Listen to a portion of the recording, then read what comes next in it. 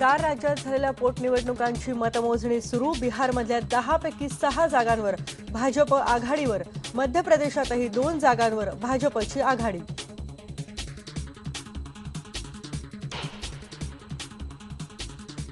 Konkan railway मार्गावरच्या track दुरुस्तीचं काम पूर्ण, घसरलेल्या सर्व वॅगन हटवल्या।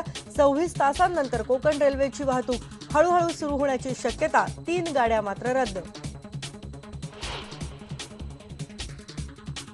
ईशान्य मुंबईचे खासदार किरीट सोमय्या यांच्यावर गुन्हा दाखल। मुलुंडमध्ये पोलिसांना धक्काबुक्की केल्याप्रकरणी सोमय्या अडचणीत।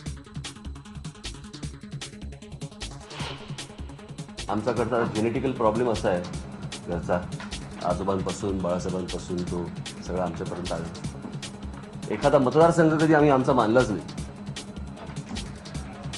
महाराष्ट्र हाच मतदारसंघ मानला।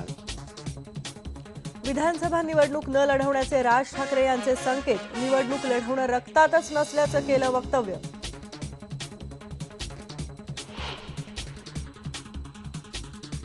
नियंत्रण रेषेवर काल रात्रीही पाकिस्तानकडून भारताच्या 35 बीएसएफ चौक्यांवर गोळीबार, 2 भारतीय नागरिक जखमी।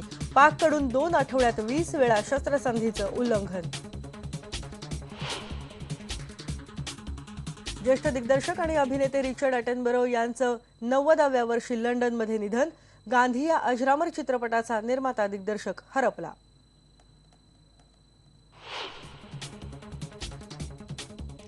आणि मुंबईत आजपासून सुरू होतीये सी प्लेन सेवा। जुहू एअरपोर्टवरून पवना धरणाकडे पहिल्या प्लेनचं होणार उड्डाण।